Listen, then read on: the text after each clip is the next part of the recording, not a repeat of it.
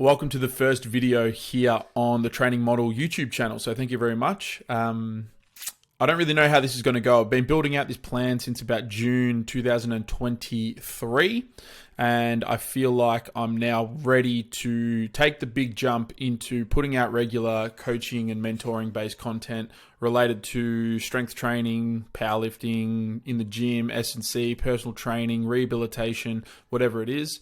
So I've currently got an intern, James George, who is a weapon. He's an absolute sponge and asks plenty of really good practical questions.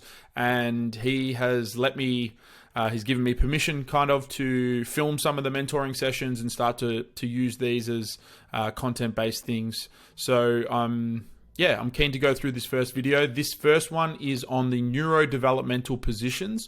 So that is just a fancy way of saying how a baby progresses from the ground to standing. We go through like the main landmarks that are applicable to coaching. There are so many landmarks in neurodevelopmental positions that we didn't cover here, but these are the most important ones for coaching application. And I think the easiest framework to use this for is actually core-based and like quote unquote stability. That's a whole nother conversation that I'm sure we'll get into at some point, but stability-based, core-based, ribcage and pelvis-based progressions within your coaching systems. And if you can understand these developmental positions, you really can fast-track your progressions and regressions with clients and really start to challenge them productively in the gym without having to spend so much time doing dumb shit like the McGill Big Three or any of that sort of stuff. So yeah, I hope you enjoy the first video. I guess it's like 40 minutes long, so I'm not sure how this is going to go. I don't know how many views this will get. I don't know who's going to check in. So if you do enjoy it, can you please drop me a comment? Please subscribe to the channel as well. I plan on doing these maybe not in this much detail, but definitely like a little video every week on a very particular topic. I want to get deep and I really want to start to expose people to my model of coaching. And a lot of that stems from biomechanics and movement. So there's a lot to go through. So if you are interested, in the content, I do have a mentorship, my first intake of my movement mentorship, which is a 6-week mentorship that will take everybody through my model of movement and biomechanics and how I use it to coach and quickly make decisions on the fly with clients and really get good progress. So it's something I've been developing for 12 years. I've obviously owned Strength Culture for nearly 8 years now. I've got a lot of experience, and if you've listened to any of the podcasts, you probably know some of my story, but I like to think that I have a lot of value that I can add to young coaches and up-and-coming coaches and PTs and allied health professionals, and I'm keen to get expose more and more of my ideas into the industry now. So again, thank you for checking it out. If you found it helpful, please drop a comment. Obviously, when a baby learns, or the first stage of development is really just on the ground. So jump on the ground. More often than not, they will be on their back.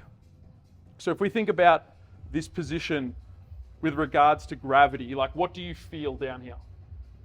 I feel like what? Just anything in general? Yeah. Just tell me, like, what are you sensing when you're down on the ground? I'm sensing, I feel like my back's not touching my lower back's not touching the ground at all. Your lower back's not? No. Yep. Can you push your lower back down into the ground? Yeah. Yep. And what is that? Do you know the term proprioception? Yes. What does that mean? That means just like your awareness of your body in space. Yeah. Yeah? So what does being on the ground do to our proprioception? It really just helps, I guess, get that tactile feedback, that like instant feedback. Absolutely. We have more proprioception down on the ground because we're physically touching it. Yeah. So when we think about like balance, and if we think about balance from a gravity standpoint, losing balance is when the center of mass deviates away from the base of support far enough to destabilize the system. Yep. If that makes sense. Yep. That's when you lose balance. So if you stay down there, but if I'm here and I rock all the way forward, eventually as my mass continues to leave the base of support, eventually it will become destabilized and I lose balance and I have to adjust. Yep. And that's what like when we discuss like midfoot pressure is managing your mass over the midfoot. Yep. Toe pressure is shifting the mass forward and pressure stays in the toes. Yep. And then backwards and all of that. So down here, go back down. What your proprioceptive feeling is your base of support. Does that make sense? Yeah, yeah. Where are you feeling pressure? Feeling it in my upper back. Yep. Like basically my ass. Yep. Feet, arms, Yep. Head. all of that. All of those touch points are your base of support right now. Yeah. Not that we can lose balance on the ground, but can you see how you're incredibly stable down here? Yeah. There's no threat to you falling over, hitting your head, losing balance, Yeah. not achieving the task, whatever that might be, because you're down on the ground. Yeah. That makes sense? Yeah. Cool. So that's the first neurodevelopmental position. It would actually be legs long. Okay. That would be Yeah. literally. Yeah. Yeah. And then as a baby begins to, or as the neurodevelopmental stages occur, we start to lift things off the ground. Yeah. So we start to like move our arms around. Yeah. You might pick your legs up off the ground. So let's go to like a bird dog position. Yeah. So go to bird dog. No, a dead bug position. Dead bug? Yeah. Actually, can you spin this way just a little bit? Yeah. So go to a dead bug position. What has happened to your base of support? It's gotten smaller. It's gotten smaller. Yeah. Because we've picked up the feet, we've picked up the arms. So in this position, we're less stable. Yeah. What if we had to like gauge where your mass was by moving everything off the ground, so bring everything back down, by moving everything off the ground, where did the mass shift to? It shifted a lot higher up. Absolutely. It's Yeah. come a little bit higher up. Yeah. It's come closer to your midline, Yeah. if that makes sense. Yeah. We've sort of like brought everything into the middle. Yeah. But if we had to gauge it, it's no longer touching the floor. Your center of mass is actually elevated because you've brought things off the ground. Yeah. Make sense? Yeah. This is where the easiest core progressions would be. Because we're stable, Yeah. the body's under no threat, we've got a lot of proprioceptive feedback, and you can achieve and hold and maintain good core position. This Yeah. is why dead bugs and any variation, go through a dead bug, and any variation of is typically your starting point for core control. Yeah. It's the lowest level of core control because of all of those things. Yeah. Make sense? Yep. Cool. Any questions on that so far? No, nothing so far. If you were trying to get up and you can't just push yourself up and stand up, Yeah. what would the next thing, you can drop your legs and drop your arms, what would the next thing that you do be to learn to get off the ground? To roll over. To roll. Yeah. Perfect. Cool. So we can go to side lying. Yeah. So this position here would be supine. Yep. Then we can go to side lying. A Yeah. baby would actually just go to tummy time and you push it into tummy time. But side lying becomes our next position. Yeah. Talk me through side lying from a base of support and center of mass position. What's happened? It's definitely, I think, base of support is still shifted forward. What's in contact with the ground? Is there more or less in contact with the ground? There's now? less. There's way less. Yeah, way less.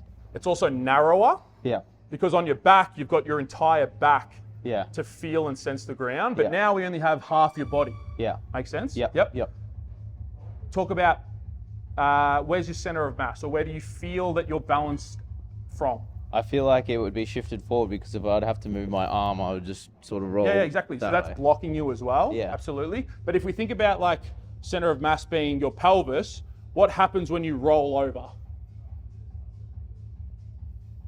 It, like in terms of what, when I roll over from this way. So your center of mass is very centered over the large base of support. In this Yeah. position now, we're actually less stable. Okay. Because you could roll that way very easily. Yeah. And if you didn't have your arm there, you Yeah, could roll I could roll forward over. very Yeah. easily. Yeah. Because the center of mass is on a much narrower base of support. Yeah. You're very stable top to bottom because you can't move top to bottom. Yeah. But that mass sitting on top of the thin, narrow base of support Yeah, okay. is now less stable. Yeah. So this is a harder progression for ground-based core movements. Yeah. So now we're talking about like a side plank. Let's go to a side plank. Because this brings in a balance demand, and you're probably feeling the balance demand because Yeah. your center of mass now when we're off the ground, we only have this base of support, but the whole thing still, the shape that you've created becomes your base of support, Yeah. if that makes sense. Yeah. You've got 2 point contacts. Yeah. But now, if I was to push you a little bit, you'd Yeah. very easily destabilize. Yeah. And that's the start of the destabilizing the balance of ground contact, base of support, and where the center of mass is. When you're taking a client through like ground-based, is there always a like I suppose, like a chronological order that you'd take them through? Like, would you go back? So when you first start with a client, Yeah. I think there is a very logical progression of core-based drills. Yeah. So when we think about core-based drills in this context, we're actually just talking about rib cage and pelvic position and Yeah. the relative position. And this is all of your anti-flexion, anti-extension, anti-rotation drills. Yeah. Where the crux of it is we're trying to find a stack. Yeah. Really. So if we go back to the dead bug, a dead bug really, like there's nothing special to it. Like people will try to say the McGill Big Three or whatever the fuck. But Yeah. at the end of the day, there's nothing special to this other than we've got good proprioception of the ground. I don't even think of dead bugs in the McGill Big Three, but it doesn't matter. There's good proprioception from the ground, so you can feel when you lose this. Yeah. Because all of a sudden, hey, you feel that space? Yeah. Close that space. It's very easy to give external cues Yeah. because we've got something there to feel and sense. If we go to side lying and go to our side plank, all of a sudden it becomes more difficult because you no longer have Yeah. any of this feeling. It's Yeah. still more balanced and easier than standing positions where Yeah. we're going to eventually get to. But this would be the next progression in some sense. Yeah. It is lateral, where this one was more anti-extension. This is now more lateral control. So there are some that are going to favor what you're trying to teach more so than others, because I guess I struggle to find where the lateral would fit in a practical sense. So what I would recommend doing is building out a progression stream of core training, but it's not really, it's just holding rib cage and pelvis stacked. Yeah. And where's the easiest place and where's the hardest place for anti-extension, which is all of these Yeah. flexion-based drills that we're talking about now. Rotation, and when we get into chops and all of that sort of stuff, and then also lateral progressions. Yeah. So what would be an easier progression for that side plank, for lateral control? The lateral would just be on Go the back ground into it. side line. Go back into it. So, How could we make this easier with our understanding of center of mass and base of support? if you wanted to make it real basic, just side lying, Yep. or just widen out the. Why is that easier? That just widens our base of support. Absolutely. You Gives could us another also point of contact. you could also drop, go back in, bend the knee. You could bend the knee, bring the legs back this way, so down onto your knee. Bring your legs back this way, like yep, all the way. Yeah. You've got base of support here now, controlling some of this balance. Yeah. Left and right, Yeah. and that rotation. Yeah. We've got a shorter lever arm, so it's Yeah. going to be a little bit easier. Yeah. And then from here, to make it harder, you could add a reach, because what does the reach do? The reach shifts our center of mass back. Or it takes it away from the ground. Yeah. So we're elevating the center of Okay, mass. So it's yep. harder to balance. Yep. Because now a relative change, base of support here, center of mass here, you can shift and still be in the base of support. Make Yeah, sense? yep. If I'm all the way up here with my center of mass, standing, a little shift up here, I'm now outside Yeah, way of my base of outside. support. Yep. Yeah, so it's just the same. Okay. We're just right down on the ground. Yeah. Oh, Make cool. sense? Yeah. How do we make this harder with our understanding of center of mass and base of support? We'd just go back to You could go long lever. long Yep. lever. Cool. You could add a reach from here. Absolutely. We could add some form of dynamic control of the pelvis rolling forward and back. Yeah. Now we're into something that actually looks like some sort of training. Yeah. Not that I would do this with someone, but we're using base of support and center of mass as the main principle and learning how to apply progressions within that. Yeah. Make sense? Yep. Makes sense. What would be the next thing you do to get off the ground? You've started prone. You started supine, sorry. You've gone to side lying. Where would you go? Prone. Prone. Yeah. Let's chat through prone. So prone and supine obviously have very similar feelings. Yeah. But now what is the system doing to fight gravity on our backs? I'm doing it right now. Yeah. Yeah. Trying to lift up. And what's that movement? That's just extension. Extension. Yeah. And this begins this whole idea that extension is pushing down into the ground to fight gravity. Yeah. And what happens with the skeleton when the system begins to extend and initially starts to fight gravity? Talk me through it. Just go for the upper body. Yeah. What do? Well, I would push down into the ground. You'd push down into the ground. Yeah. You'd lift your head. Lift my head. Where would your eyes go? My eyes would go up. Up, because you want to look in the direction you're trying to head. Yeah. Absolutely. Where would your trunk and your rib cage go? As you push into the ground now, lift your like a cobra. Yeah. My rib cage would sort of flare. Flare forward and drive forward in order to get up. And my trunk would do the same, just Yep. sort of like rise as well. Absolutely. Extend. What position relatively have we moved the pelvis into? We've driven it with the rib cage, but what position is the pelvis relatively in now? APT. Anterior pelvic tilt. Absolutely. It's rolled forward to push and extend the system up. We're Yeah. beginning the process of fighting gravity. Yeah. Nice. What would some core-based progressions be down here? Not in this position, but just prone. Yeah. Definitely just a plank. Yeah, standard planks, Yeah. pushing into the ground. Yeah. Nice. We could do that. Absolutely. Get a good tuck. A really good one. This would be the start of my core progressions. It would be probably something on the ground, feeling and sensing like a Yeah. dead bug, and then into a plank, and you know, all the plank stuff that we do and why we do it. So absolutely, this is where we begin the process of pushing into the ground and extending. What is the next thing? If you were to try to get off the ground and fight gravity, The next would you thing do? would be for me to sort of, I guess, push my legs into the ground. yep. What is this position? This right now is just like an all fours All fours, Yeah. also known as quadruped.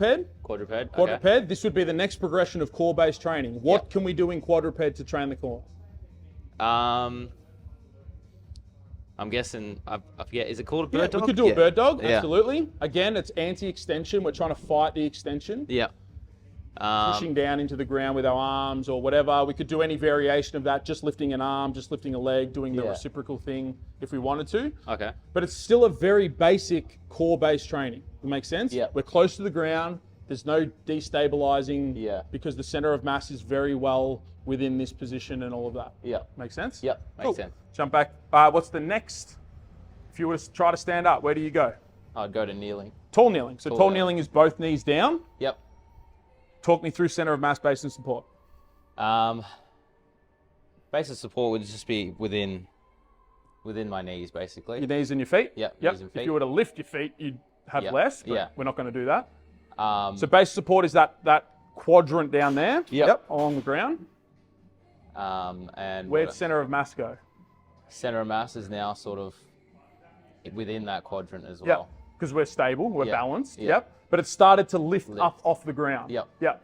What is all of this action from quadruped up to here? What has the system done to get here? It has extended. It has extended. The head's lifted up. We've come back. We've extended. We've opened the rib cage. Yep. This is where we're starting to see the posture that most people are going to present into, which Yep. is just shifted forward. Yeah. Whether or not we're seeing an aggressive anterior pelvic tilt or aggressive rib flare or an aggressive extended flat neck or whatever it might be, we might not be viewing it, but the system has to have extended in order to get up to that standing Yeah. posture. Yeah. This would be the next progression of all of your core-based things. So we can start doing chops here. If you wanted to go to payloft presses, if you wanted to go to whatever else, it might, whatever. We'll go through some progressions Yeah, today. yeah. But this would be the next, in the progression of developmental stages, this is the most challenging that we've discussed, but it's still very ground-based. Yeah. And you feel that. Yeah. Yeah. Like we've still got a very balanced, Yeah. yeah. What would you do next? We go to half kneeling. Half kneeling. And now we're starting to see all of our coaching positions. Yeah. We're just, Yeah. when we see half kneeling rows, half kneeling chops, half kneeling med balls, half kneeling whatever the hell, what we're actually talking about is we're talking about a progressive stage of balance Yeah, of center of mass and base of support. Yeah. This is harder than this. Yeah. Than it is this, than it is this, than it is this. Yeah. Because proprioceptive's lower, center of mass is higher, base of support is shorter or smaller, sorry. So it's just a progressive Yeah. of how we begin to fight gravity. So what would we do here? From here, What core positions, what core training could we do here? To continue to stack and learn these feelings that we're looking for. landmine, Perfect. Yep. just a lot of reach. Some overhead reaching stuff. Could be Yeah. like a cable press, Yeah. a row, Row. med ball throws. Could be like rotation-based things. Again, payloft presses, chops, and on all of that. We'll go through some chops today. But this would be just the next progression of the, what would the next thing be? If you're a baby, If I'm a baby. not James George, you're a baby. How do you get up off the ground? James George as a baby would go. Nah. We'd try and like use like an. You have to grab something, wouldn't yeah. you? Cool. Come over here. I'll Go back this to way. half kneeling. A baby would do what is called standing supported. So Yeah. stand up and you're just holding something. Yeah. Why does holding it make you more balanced? This is still increasing my base of support. Exactly. You've picked up that whole thing, Yeah. base of support. You also have another touch point that's stable and fixed. Yeah. So it's not going to move. So if you're losing balance, you've got something to hold on to stabilize yourself against. Yeah. Make Yep. sense? Yep. if you were to then, again, neurodevelopmental from a baby's perspective, eventually you start to lose that. And what would probably happen to a baby? They'd probably just start to fall. They'll just fall over because they haven't learnt how to shift and control with a reactive muscular system to the center of mass shifting the skeleton around. Yeah.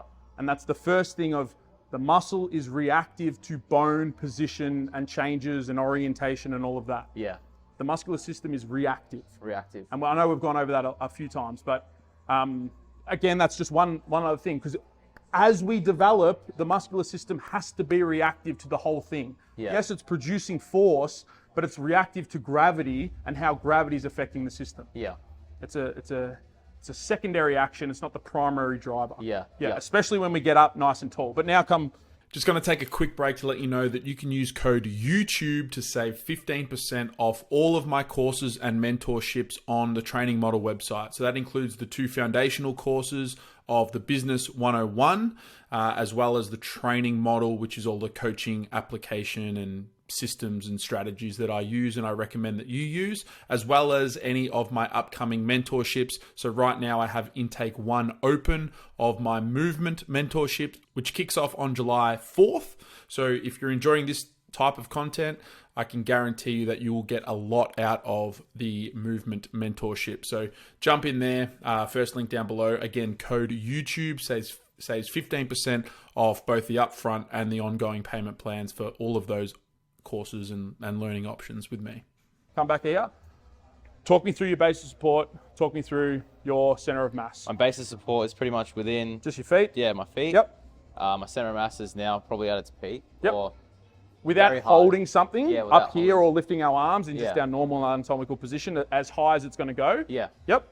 And if you start to sway and shift, you'll start to feel the pressure in your base of support representative of where that mass is. If we shift forward to the right, pressure increases over there because our mass has shifted and planted in that direction, pushing down into that direction. Yeah. So in this process, we've extended the system to stand up. Yeah.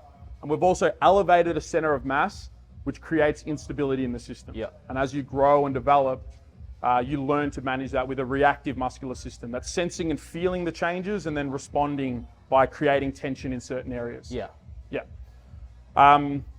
If we were then to go to walking, what would walking look like? Walking would look like now my center of mass is All right, stop out there. Where are we?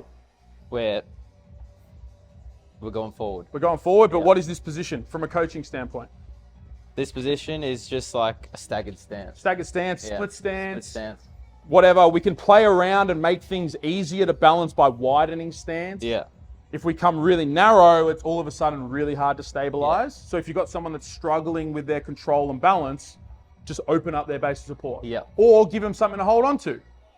Welcome to Hatfield squats, split squats, and all of that sort of stuff. Yes. They've picked up the base of support of that because it's so hard to stabilize, or it's a more challenging stabilization to hold in a split stance position. Yeah.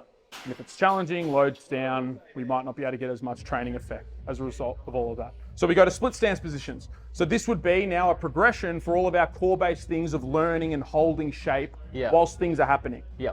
Not that we want to do that with everything, but it's a skill worth developing within clients, especially athletes and clients.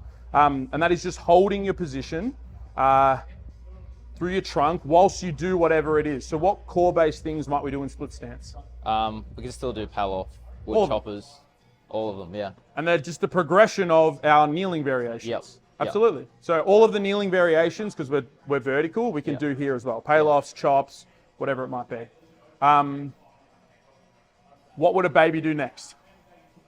A baby was... So a baby's holding something, starting to let go, probably falling over on its ass. Yeah. Standing back up, and then eventually it's starting to step. Where's it going as it starts to walk? It's going forward. It's going to take another step. We'll try to. Why is it going forwards? Because we're fighting against gravity, and gravity's pushing us down. So our natural instinct is to fight that and not step fall and take and a step. find balance Yeah. by changing our base of support to catch a center of mass. Yeah. Yeah. You see how it's all like linked Yeah. back to the. We're just learning to control. It's going to start doing things like this. Yeah. And wobbling left and right as the center of mass is just shifting left and right. Yeah. And eventually it's going to start to look like actual locomotion. They're probably going to start with frozen arms. Yeah. Because they're trying to control all of the variables, but eventually we get into like, all right, I can do whatever I want with my arms and just walk around and manage gravity. The base of support has basically gotten smaller. Yep. And our center of mass has lifted off of the ground. Yep. And has almost reached our midline and almost shifted out in front of The us. tendency is it wants to go forward. Yeah. Yeah. Why do we think it wants to go forward?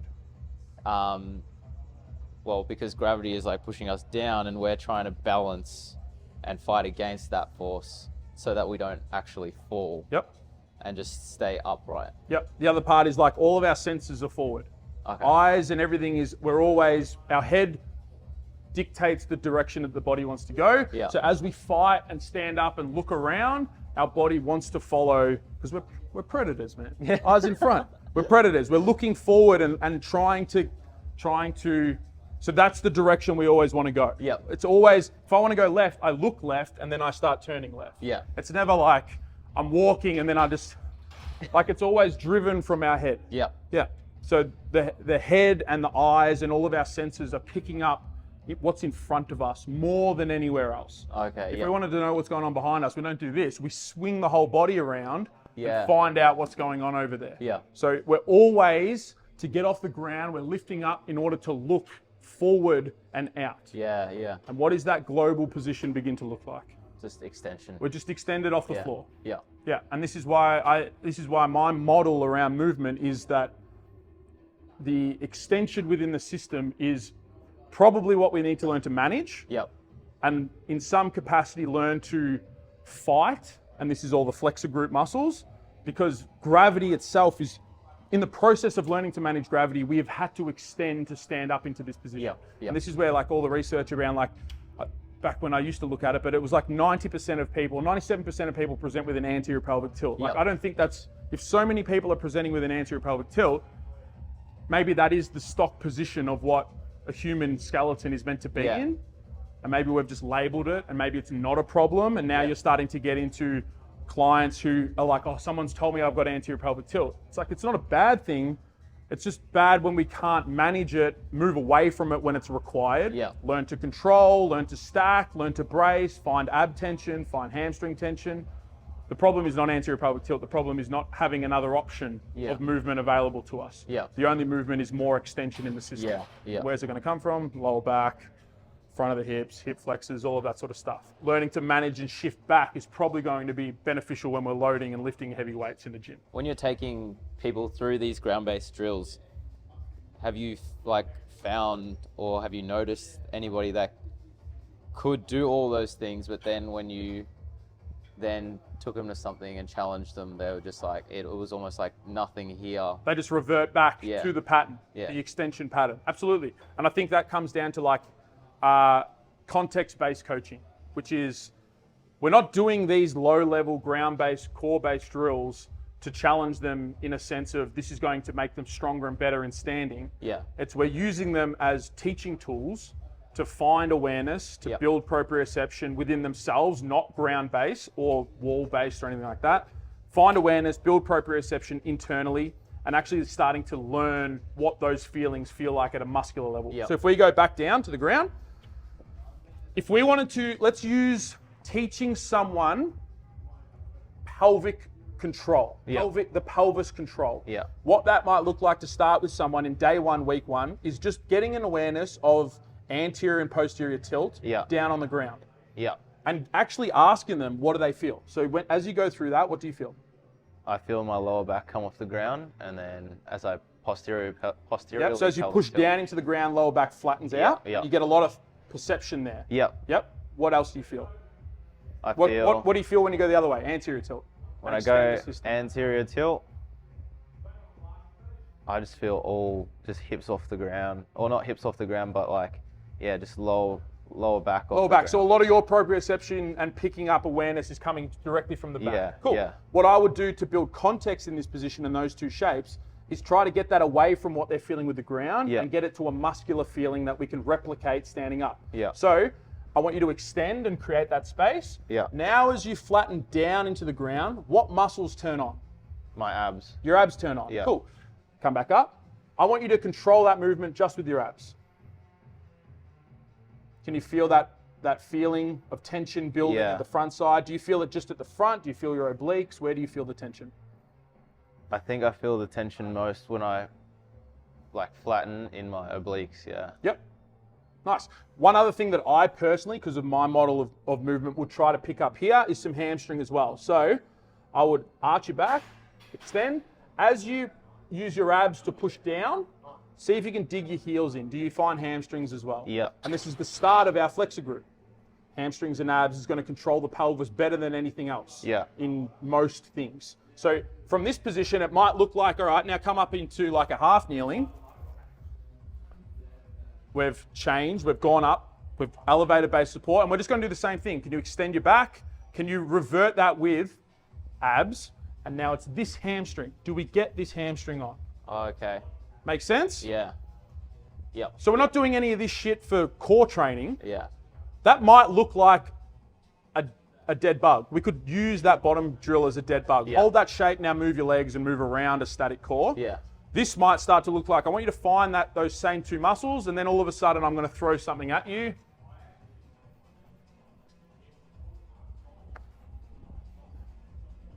I'm just going to throw something at you, and you've just got to hold it with your abs and your hamstring.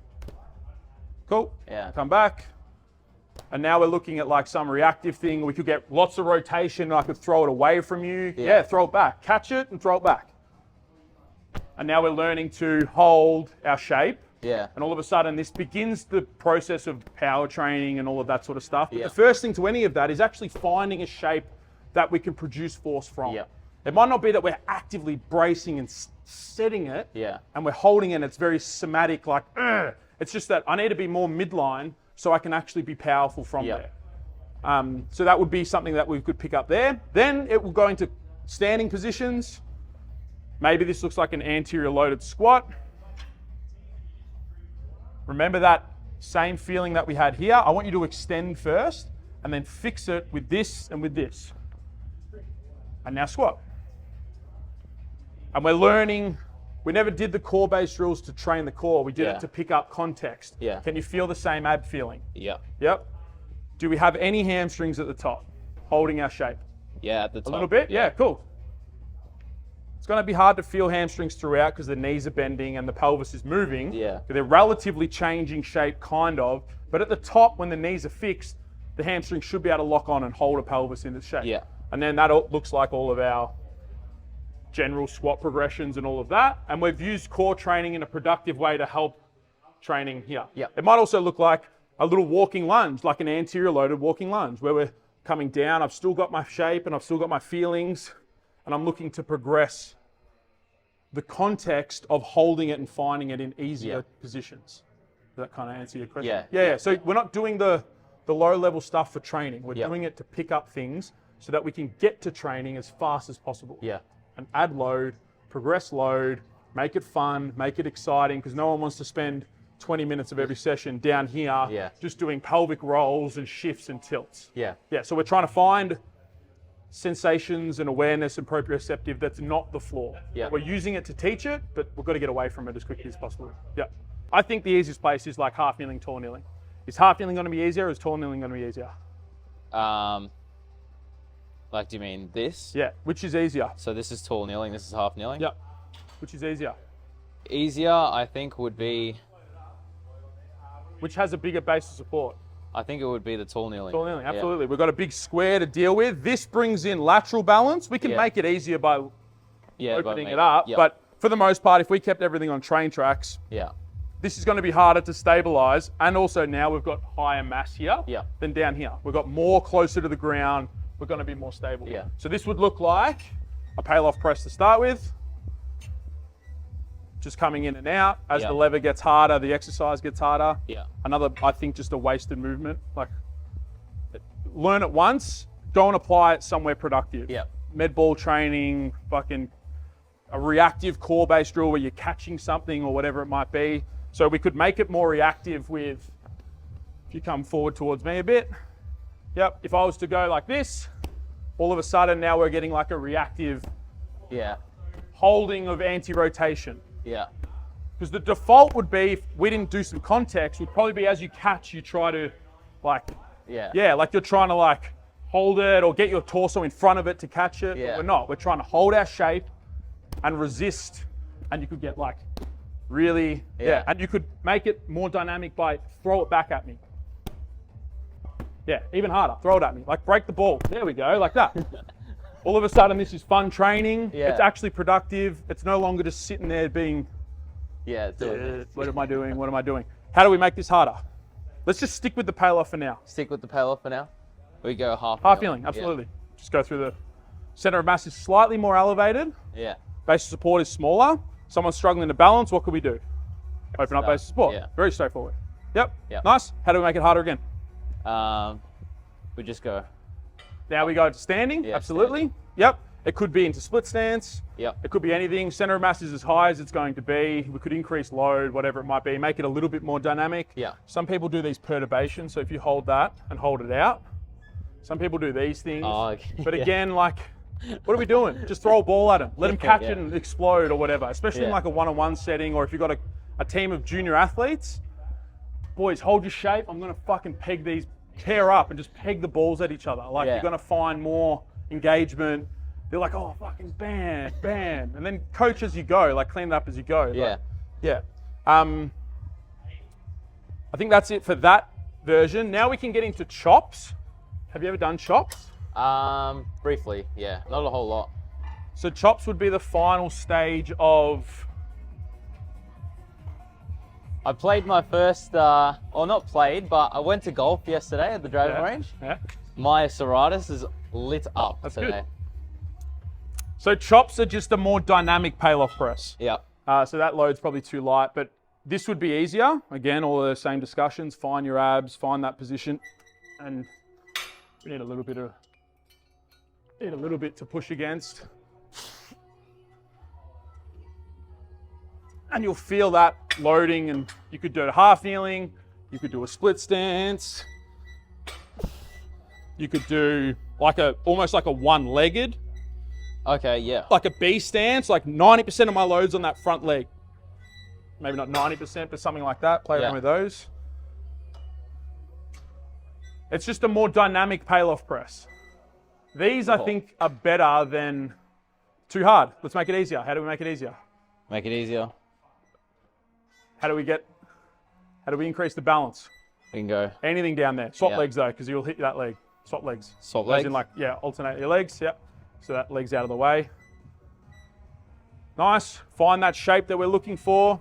I like to think about punching the floor with this hand. Okay. So as you come down, you're almost reaching. There we go. So it's just a more dynamic pail-off press. Yeah. Anti-rotation based.